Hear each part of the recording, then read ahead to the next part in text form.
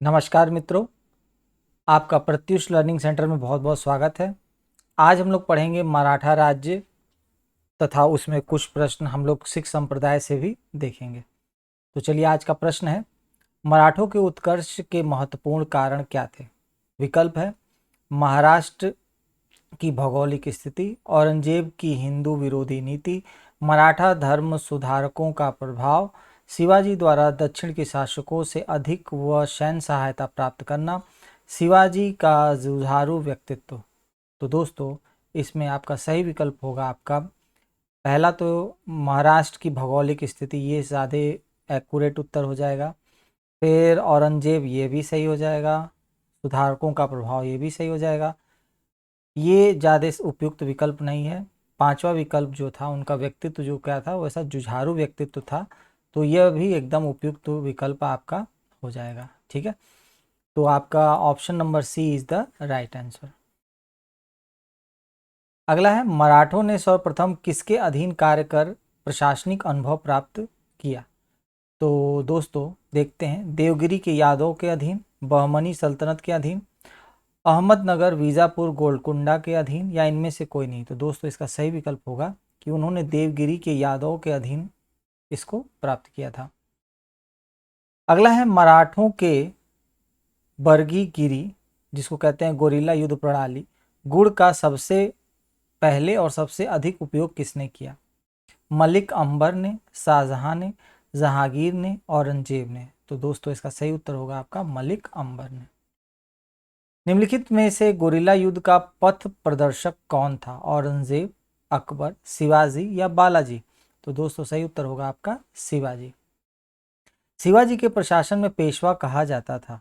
तो उनके प्रशासन में पेशवा कहा जाता था धार्मिक मामलों के मंत्रियों को, रक्षा मंत्रियों को, प्रधानमंत्री को, न्याय मंत्री को। दोस्तों कहा जाता था आपका प्रधानमंत्री को। चौथ क्या है? औरंगजेब द्वारा लगाया गया एक धार्मिक कर, शिवाजी द्वारा लगाया गया एक मार्ग कर, अकबर द्वारा वसूल किए जाने वाला सिंचाई कर, पड़ोसियों राज्यों पर शिवाजी द्वारा लगाया गया भूमि कर। तो दोस्तों इसका सही उत्तर होगा आपका, यह लगाया गया है पड़ोसी राज्यों पर शिवाजी द्वारा लगाया गया भूमि कर। अगला है, मराठा राज्य का दूसरा संस्थापक किसे कहा जाता है? तो दोस्तों राजा राम, बालाजी विश्वनाथ, बाजीराव फर्स्ट, बालाजी बाजीराव। तो दोस्तों इसका सही उत्तर होगा आपका बालाजी विश्वनाथ को कहा जाता है। निम्नलिखित यूरोपीय शक्तियों में किसने शिवाजी को तोपें प्रदान की? पुर्तगाल, डच, अंग्रेज और फ्रांसीसी। तो उन्होंने की थी अंग्रेजों ने। शिवाजी ने मुगलों को किस संधि के द्वारा किलों को हस्तांतरित किया? चित्तौड़ की, पुणे की, पुरंदर की और तोरण की। तो दोस्तों इसका सही उत्तर होगा उन्होंने तोरण की संधि से किया था। किसके शासनकाल में मराठा प्रमुख संभाजी की हत्या कर दी गई थी? औरंगजेब, शाहजहां, जहांगीर, अकबर। तो दोस्तों इसका सही उत्तर होगा आपका औरंगजेब के शासनकाल में। शिवाजी सर्वाधिक प्रभावित थे मीराबाई से, हजरत महल से, जीजाबाई से, चांद बीवी से। तो दोस्तों वो सर्वाधिक प्रभावित थे जीजाबाई से। अष्टप्रधान मंत्रिपरिषद किसके शासक के शासनकाल में थी? टीपू सुल्तान, अकबर, शिवाजी या कृष्णदेव राय? तो दोस्तों इसका बहुत ही अच्छा प्रश्न है, ये है आपका शिवाजी के शासनकाल में। शिवाजी के राजनीतिक गुरु और संरक्षक कौन थे? समर्थ रामदास, शाहजी भोसले, दादाजी कोंडदेव या इनमें से कोई नहीं? तो दोस्तों इसका सही उत्तर होगा दादाजी कोंडदेव। अगला आपका मैच द फॉलोइंग वाला है, चलिए इसका मिलान हम लोग करते हैं। शाहजी भोसले जो थे वो शिवाजी के पिता थे, फिर जीजाबाई उनकी माता थी, समर्थ दास आध्यात्मिक गुरु थे, दादाजी कोंडदेव उनके संरक्षक थे। ठीक है, ये option A is the right answer. Shivaji को कर्म दर्शन का उपदेश देने वाले एवं शिवाजी के पुत्र संभाजी को मराठों को संगठित करने और महाराष्ट्र धर्म को प्रचारित करने का उपदेश देने वाले मराठा संत थे? समर्थ रामदास, तुकाराम, एकनाथ या इनमें से कोई नहीं? तो दोस्तों वो थे आपके समर्थ रामदास। अगला है, दास बोध के रचनाकार हैं तुलसीदास, सूरदास, कबीरदास, समर्थ रामदास। तो दोस्तों इसका सही उत्तर होगा समर्थ रामदास। शिवाजी द्वारा दुर्गों पर किए गए अधिकार का सही क्रम। तो चलिए मिलान करते हैं कि उन्होंने कब किस किस दुर्ग पर क्या किया, अपना अधिकार स्थापित किया। तो पहले उन्होंने किया था सिंहगढ़ पर, फिर उन्होंने किया था कौंडाना, फिर तोरण, फिर पुरंदर, फिर रायगढ़। ठीक है, तो उस हिसाब से विकल्प यही आपका क्या होगा, सर्वाधिक उपयुक्त विकल्प होगा। अगला आपका मैच द फॉलोइंग वाला है, तो चलिए इसका भी मिलान कर लेते हैं हम लोग।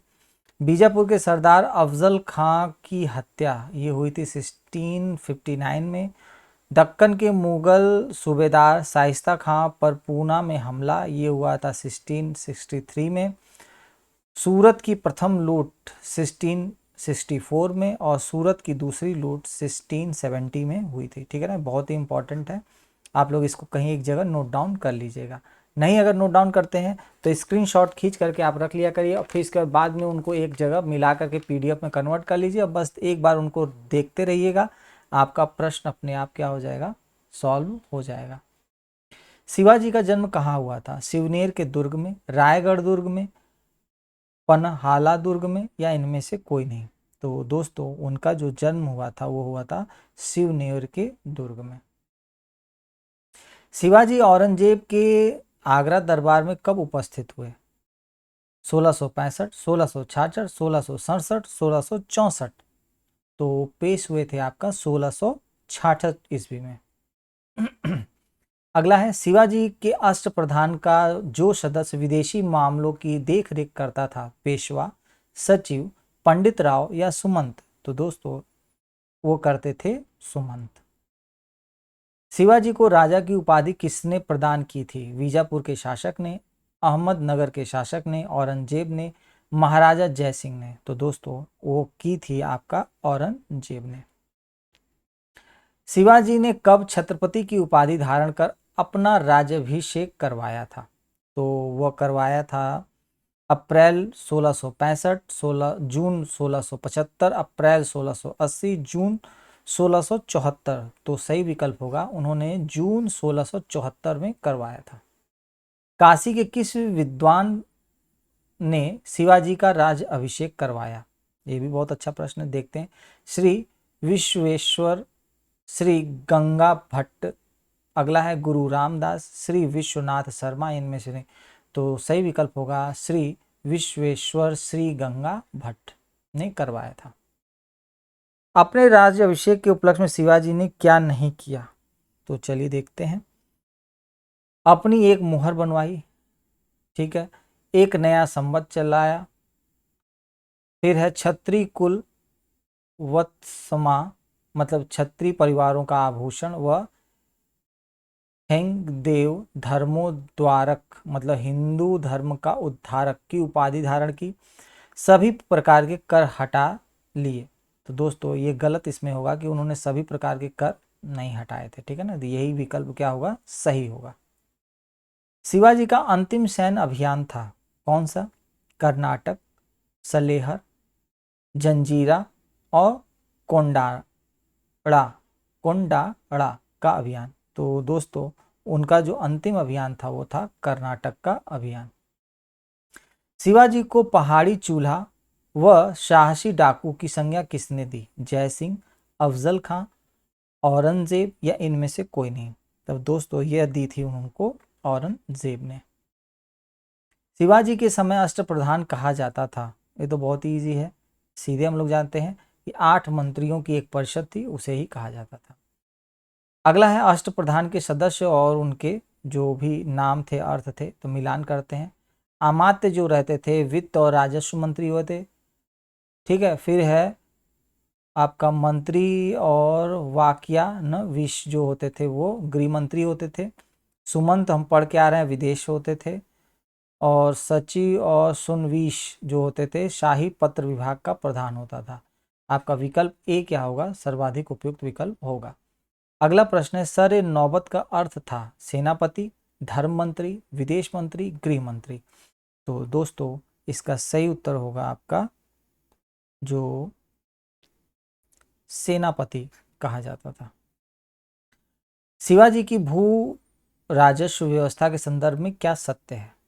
तो चलिए देखते हैं। शिवाजी ने रस्सी द्वारा माप के स्थान पर काठी एवं मानक छड़ी का प्रयोग का प्रचलन किया। हाँ, ये विकल्प सही है। भू राजस्व की दर आरंभ में कुछ उपज का 33% थी, जो बाद में बढ़ाकर 40%। ये भी सही है। शिवाजी ने जमींदारी और जागीरदारी का विरोध करते हुए रैयत बाड़ी व्यवस्था को अपनाया। ये भी सही है। उपयुक्त में से सारे क्या है विकल्प आपके सही हैं। अगला है चौथ, मुगल क्षेत्रों की भूमि एवं पड़ोसी राज्यों की आय का चौथा हिस्सा होता था। इस कर को किस वंश के शासक ने वसूला? राजपूत, मराठा, सिख या इनमें से कोई नहीं? तो दोस्तों इसका सही होगा आपका मराठा। सर देशमुखी की वसूली शिवाजी इस आधार पर करते थे कि वे महाराष्ट्र के पुश्तैनी सर देशमुख मतलब प्रधान मुखिया हैं। सर देशमुख राजस्व का कितना प्रतिशत होता था? तो वो होता था आपका 10%। ठीक है।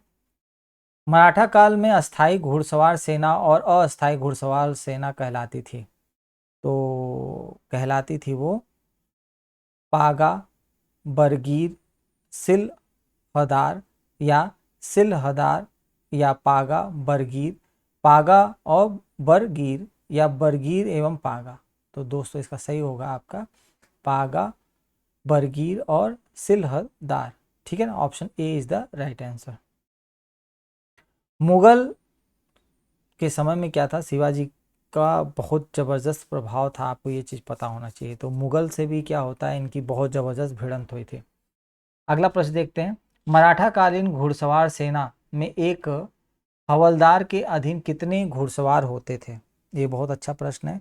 तो 25, 5, 20, 15। तो दोस्तों ये होते थे टोटल 25। मराठा कालीन पैदल सेना में एक नायक के अधीन कितने पायक या पैदल सैनिक होते थे? 9, 3, 15, 25। तो वो होते थे आपके 9। शिवाजी ने मजबूत नौसेना का गठन किया था। शिवाजी का सर्वप्रथम नौसैनिक बेड़ा कहाँ स्थापित था? कोलाबा, जंजीरा, एलिफेंटा या इनमें से कोई नहीं? तो दोस्तों वो था कोलाबा में। किसने प्रतिनिधि पद का सृजन किया जो पद क्रम में पेशवा से भी ऊपर था? संभाजी ने, राजा राम ने, ताराबाई ने या शाहू प्रथम ने? तो ये किया था राजा राम ने। शिवाजी के बाद क्रमशः दूसरा छत्रपति या दूसरा पेशवा कौन बना? राजा राम, रामचंद्र पंत, शाहू एवं धनाजी यादव, संभाजी एवं कवि कलश या इनमें से कोई नहीं? तो दो बने थे, संभाजी एवं कवि कलश। चलिए अब मैच द फॉलोइंग वाला है, तो चलिए हम लोग मिलान करते हैं।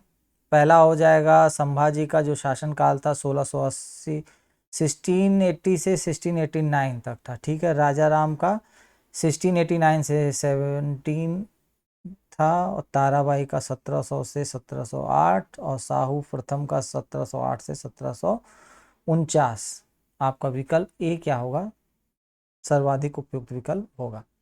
किस मराठा शासक के शासनकाल को पेशवाओं के शासनकाल के नाम से जाना जाता है? राजा राम, शिवाजी सेकंड, शाहू या संभाजी? तो दोस्तों इसका सही उत्तर होगा आपका शाहू। मराठा मंडल या मराठा राज्य संघ की स्थापना किस पेशवा के समय में हुई? बालाजी विश्वनाथ, बाजीराव प्रथम, बालाजी बाजीराव या इनमें से कोई नहीं? तो दोस्तों वो हुई थी बालाजी विश्वनाथ के समय में। अगला है मुगलों एवं मराठों के बीच 1719 ईस्वी में संधि को रिचर्ड टेम्पल ने मराठा साम्राज्य का मैग्ना कार्टा कहा। यह संधि बालाजी विश्वनाथ एवं सैयद बंधुओं ने किसके नाम पर की? तो चलिए देखते हैं।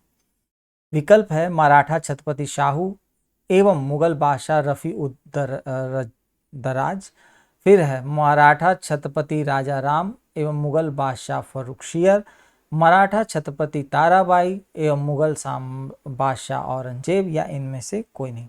तो ये थे मराठा सम्राट शाहू एवं मुगल बादशाह रफी उद रजात या दरजात भी कहा जाता है। ठीक है ना। तो option A is the right answer. Maratha साम्राज्य की सबसे बहादुर महिला थी? ताराबाई, यूशुबाई, शईबाई या शोयराबाई? तो दोस्तों आपको पता ही है कौन था, ताराबाई। वह अंतिम छत्रपति कौन था जिसने संपूर्ण अधिकारों का भोग किया और जिसके बाद मराठा छत्रपति नाम के राजा रह गए और धीरे धीरे सारी शक्ति पेशवा के हाथ से चली गई? शाहू फर्स्ट, शाहू सेकंड, राम राजा और प्रताप सिंह। तो वो थे आपके शाहू फर्स्ट। सही समय है जब हम विदेशियों को अपने देश से निकालकर अमर कीर्ति का अर्जन कर सकते हैं। यदि हम इस सूख रहे पुराने वृक्ष के तने पर आघात करेंगे तो उसकी शाखाएं अपने आप ही गिर जाएंगी। यह किसने कहा? बालाजी विश्वनाथ, बाजीराव फर्स्ट, बालाजी बाजीराव या इनमें से कोई नहीं। तो दोस्तों ये कहा था आपका बाजीराव फर्स्ट ने। किसे लड़ाकू पेशवा और हिंदू शक्ति का अवतार कहा जाता है? बाजीराव फर्स्ट को, बाजीराव विश्वनाथ को, बालाजी बाजीराव को या इनमें से कोई नहीं। तो दोस्तों इसका सही उत्तर होगा बाजीराव फर्स्ट को।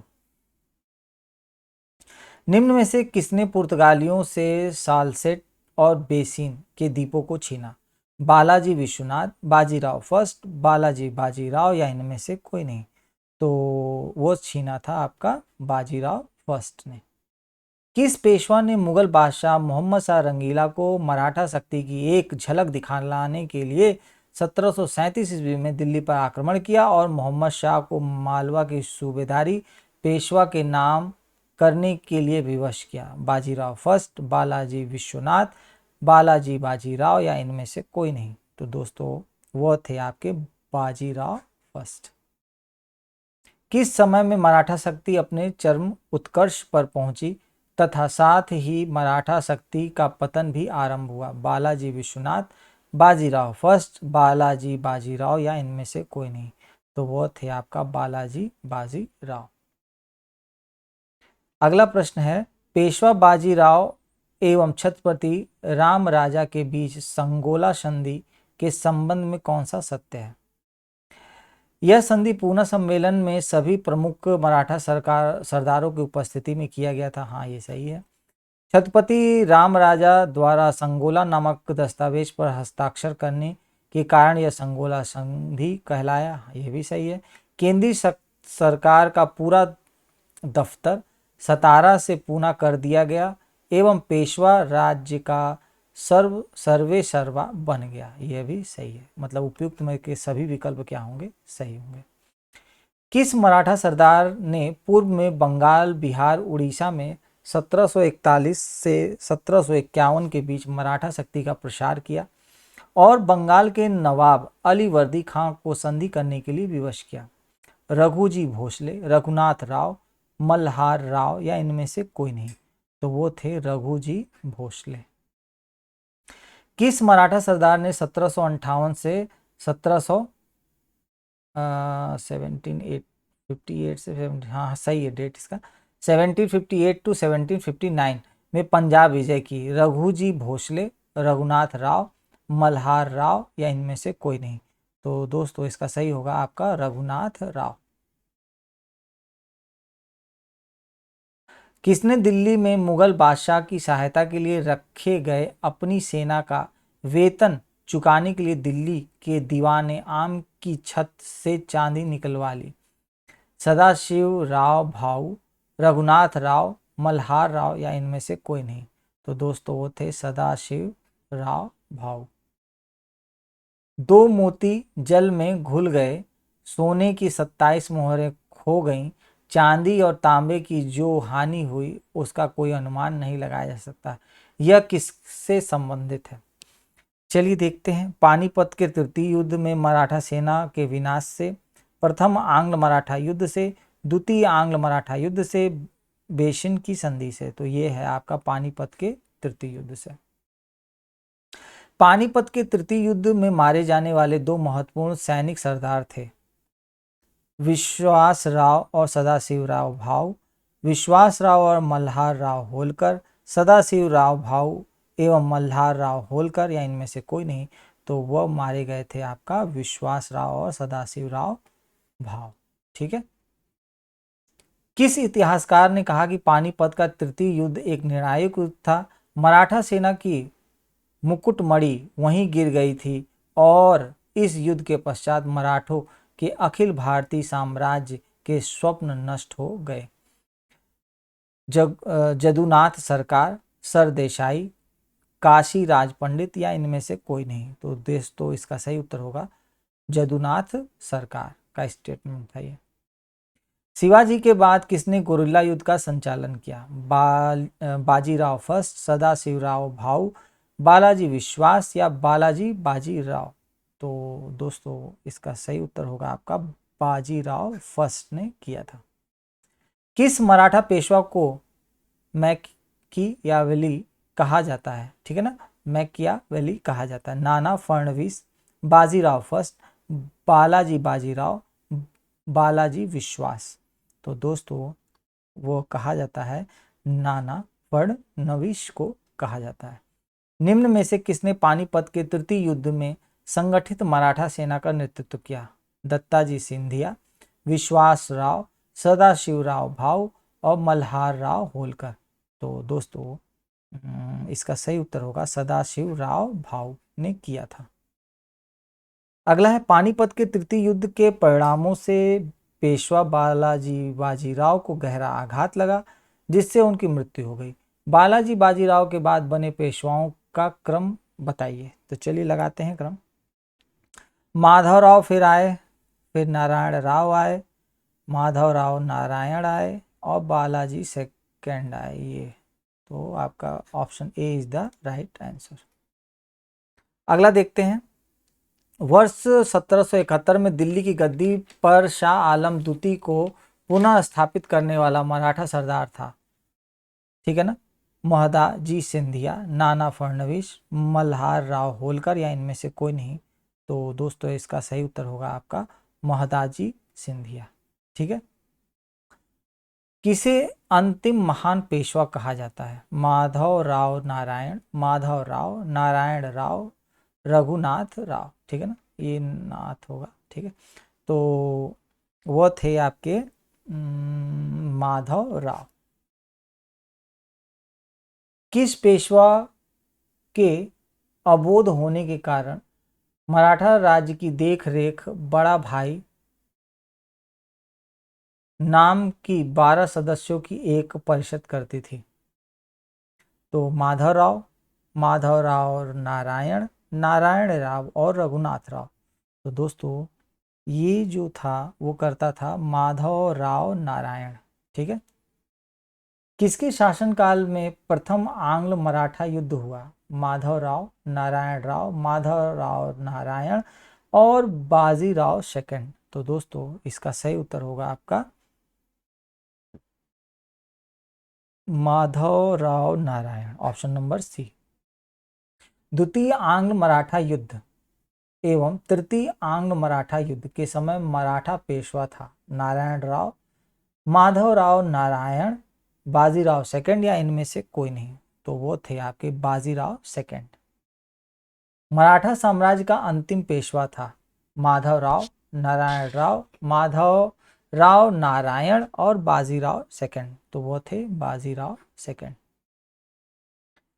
और ये बहुत ही महत्वपूर्ण संधियां हैं, चलिए मिलान करते हैं। सूरत की संधि आपका 1775, पुरंदर 1776, बड़गांव की संधि 1779 और सालबाई की संधि 1782। तो option A is the right answer.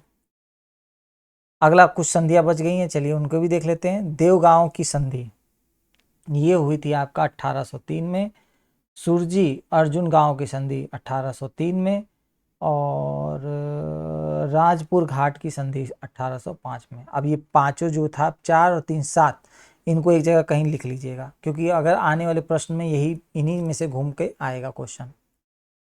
तृतीय आंग्ल मराठा युद्ध के दौरान हुई सबसे अंतिम संधि थी तो कौन सी थी? नागपुर, पूना, मंदसौर और कानपुर की संधि। तो दोस्तों सही उत्तर होगा वो कानपुर की संधि थी। मराठा सचिवालय कहलाता था फाद, स्वराज, मुदतई या इनमें से कोई नहीं? तो वो कहलाता था फाद। अगला है आपका तृतीय आंग्ल मराठा युद्ध, जो अंग्रेजों एवं मराठों के बीच अंतिम युद्ध था, का परिणाम हुआ। ठीक है, तो पेशवा का पद समाप्त कर दिया गया एवं बाजीराव सेकंड को पेंशन भोगी क्या कर दिया, बना दिया गया। विठूर में रहने के लिए भेज दिया गया। हाँ, ये पॉइंट सही है। पेशवा के प्रदेश पूना को अंग्रेज राज में मिला दिया। हाँ, ये भी सही है। अन्य छोटे छोटे मराठा राज्य कंपनी के अधीनस्थ हो गए। हाँ, ये भी, इसका मतलब आपका डी विकल्प सारा सही है।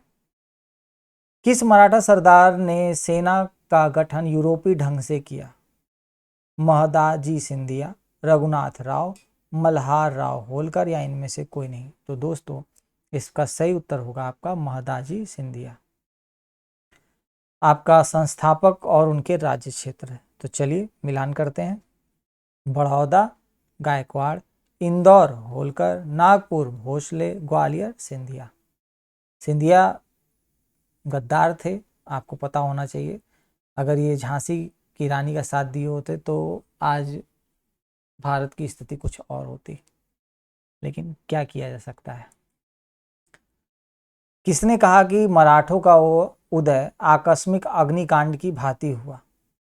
तो चलिए ये स्टेटमेंट किसका है?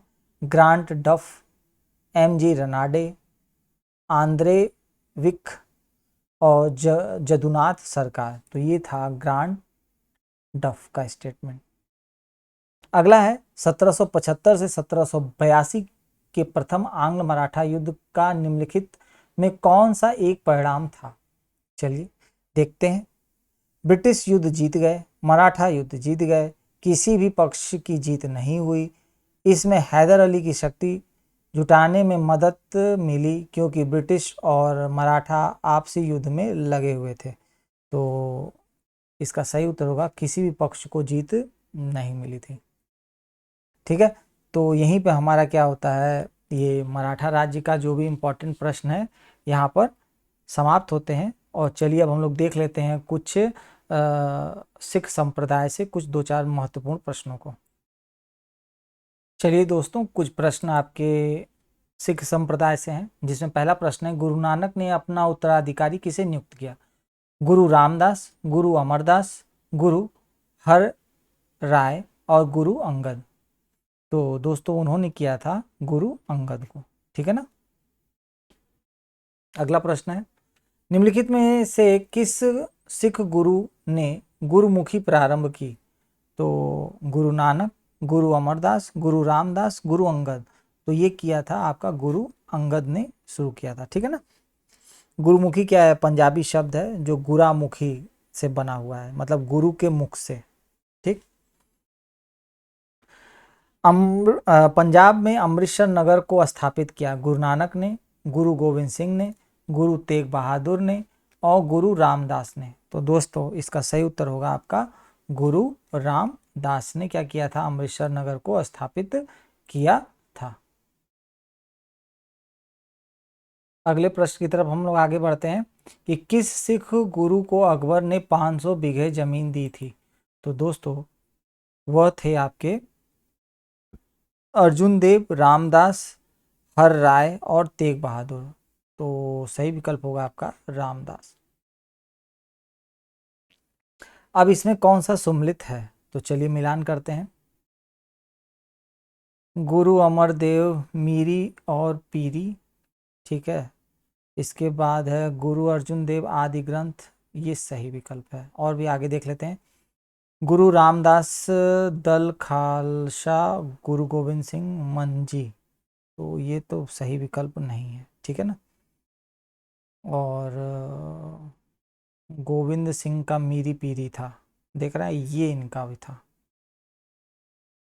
आदि ग्रंथ ठीक है, और मंजी एक मतलब इससे संबंधित नहीं है। खालसा जो थे वो, खालसा जो थे कपूर सिंह के आसपास था। सही विकल्प आपका बी होगा। ठीक है। किस सिख गुरु ने विद्रोही राजकुमार खुसरो की सहायता धन एवं आशीर्वाद से की थी? तो गुरु हरगोविंद ने, गुरु गोविंद सिंह ने, गुरु अर्जुन देव ने, गुरु तेग बहादुर ने। तो सही उत्तर होगा आपका गुरु अर्जुन देव ने। आदि ग्रंथ अथवा गुरु ग्रंथ साहब का संकलन निम्नलिखित में से किसने किया? गुरु नानक, गुरु तेग बहादुर, गोविंद सिंह या अर्जुन देव? तो दोस्तों इसका सही उत्तर होगा आपका अर्जुन देव जी ने। ठीक है, अब चलिए इसमें हम लोग करते हैं तत्कालीन शासकों उनके मृत्यु दंड, देखते हैं इसमें कौन सा सही विकल्प है। तो गुरु अंगद, तो दोस्तों गुरु अंगद तो नहीं, उनको तो नहीं दिया गया था। गुरु अर्जुन देव दिया गया था। गुरु हरगोविंद इनको भी नहीं दिया था। गुरु तेग, हाँ इनको भी दिया गया था। इसका मतलब आपका विकल्प क्या होगा? 2 और 4। ठीक है ना। क्वेश्चन था कि निम्नलिखित में से किन सिख गुरुओं को तत्कालीन शासकों द्वारा मृत्यु दंड दिया गया? तो 2 थे, गुरु अर्जुन देव और गुरु तेग बहादुर। ठीक है, एक को औरंगजेब ने दिया था और एक को शायद जहांगीर ने दिया था। किस सिख गुरु की मृत्यु के लिए औरंगजेब जिम्मेदार था? तो चलिए देखिए अगला प्रश्न घुमा के आ ही गया। गुरु गोविंद सिंह, गुरु तेग बहादुर, गुरु रामदास, गुरु अंगद देव? तो दोस्तों सही उत्तर होगा आपका गुरु तेग बहादुर। निम्न में से किस स्थान पर एक प्रसिद्ध सिख गुरुद्वारा अवस्थित है? रूपकुंड, हेमकुंड, ताराकुंड, ब्रह्मकुंड? तो दोस्तों सही होगा वह हेमकुंड। ठीक है ना। हेमकुंड कहाँ पे है? चमोली, उत्तराखंड में। पटना में किस सिख गुरु का जन्म हुआ था? गुरु नानक, तेग बहादुर, हरगोविंद या गुरु गोविंद सिंह? तो दोस्तों सही होगा गुरु गोविंद सिंह। ठीक है। किसकी समाधि के कारण नांदेड़ गुरुद्वारा सिखों द्वारा पवित्र माना जाता है? देखिए यही प्रश्न था लेकिन थोड़ा सा चेंज किया गया। तो यह थे आपके गुरु गोविंद सिंह। ठीक है ना। अब वहां की जगह का नाम पूछ दिया। ठीक, गुरु गोविंद सिंह की महानता निहित है इनमें से, अब देखते हैं कौन सा सही विकल्प है। उन्होंने सिखों की सैन्य व्यवस्था का गठन किया, वह सिख राज्य के संस्थापक थे, उन्होंने सिख को शांतप्रिय लोग बनाया, उन्होंने औरंगजेब को पराजित किया। तो सही विकल्प होगा उन्होंने सिखों की सैन्य व्यवस्था का क्या किया था? गठन किया था। किस सिख गुरु के द्वारा सिखों का खालसा में रूपांतरण किया गया? गुरु तेग बहादुर, गुरु अर्जुन देव, गुरु गोविंद सिंह, गुरु नानक? तो चलिए देखते हैं। ये आपका सही उत्तर होगा इसमें गुरु गोविंद सिंह। खालसा पंथ कितने वर्ष पहले प्रारंभ हुआ? बहुत अच्छा प्रश्न है। तो यह प्रश्न है आपका लगभग 200, 300, 400, लगभग 300 वर्ष पहले प्रारंभ हुआ था। निम्न में से किस सिख गुरु ने खालसा पंथ की स्थापना की थी? यह भी बहुत अच्छा है। तो आपको पता ही है खालसा पंथ की स्थापना गुरु गोविंद सिंह ने की थी। सिखों के अंतिम गुरु कौन थे? गुरु अर्जुन देव, गुरु गोविंद सिंह, गुरु तेग बहादुर या इनमें से कोई नहीं? तो दोस्तों सही होगा गुरु गोविंद सिंह। ठीक है। फिर है खालसा के संस्थापक गुरु थे, तो आप लोग पढ़ ही लिए हैं, गोविंद सिंह जी जो थे संस्थापक थे। बंदा बहादुर का मूल नाम था महेश दास, लक्षण देव, द्वारका दास, हरनाम दास? तो दोस्तों उनका नाम था लक्षण देव। ठीक है ना। कहीं कहीं पे लक्ष्मण देव भी इनको कहा जाता है। ठीक, ये नाम उनको गुरु गोविंद सिंह ने ही दिया था। बंदा बहादुर बहुत ही पावरफुल थे बंदा बहादुर, और इन्होंने बहुत ज़्यादा संघर्ष भी किया था। तो ये महत्वपूर्ण प्रश्न थे जो हम लोग ने कुछ सिख संप्रदाय से देखे, मराठा राज्य से संबंधित देखे। ठीक है। अब आपका यहीं पे मध्यकाल पूरा क्या होता है? समाप्त होता है। इसके बाद जो आगामी श्रृंखला होगी वो आपकी आधुनिक भारत के इतिहास की श्रृंखला होगी। आज हमारा मध्यकाल पूर्ण रूप से क्या होता है? समाप्त होता है। अगर और भी महत्वपूर्ण प्रश्न होंगे तो वो आगामी जो हम लोग प्रैक्टिस और करेंगे तो उसमें ऐड होते चले जाएंगे। लेकिन मैंने भरपूर क्वेश्चंस आपको करवा दिए हैं। अगर आप इनको एक बार देख लेंगे तो मध्यकाल और प्राचीन काल में लगभग लगभग आपका सारा जो भी कंटेंट था पूरा हो चुका है। अब केवल आपको थोड़ी सी बुक पढ़ने की ज़रूरत है एनसीईआरटी, और आपका लगभग सारा सिलेबस तैयार हो जाएगा। ठीक है। तो हम अपने सेशन को यहीं पे विराम देते हैं। ये मध्यकाल का आज अंतिम सेशन था।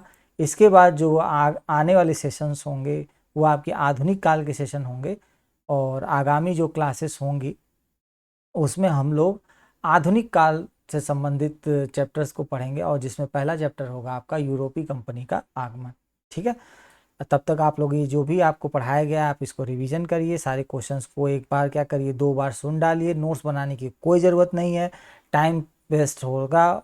केवल मैच द फॉलोइंग वाले क्वेश्चंस के नोट्स बना लीजिएगा, थोड़े से 1-2 पन्ने के अंदर सारे। बाकी आपको वन लाइनर वाले क्वेश्चंस की कोई नोट्स बनाने की ज़रूरत नहीं है। ठीक है, जय हिंद, जय भारत।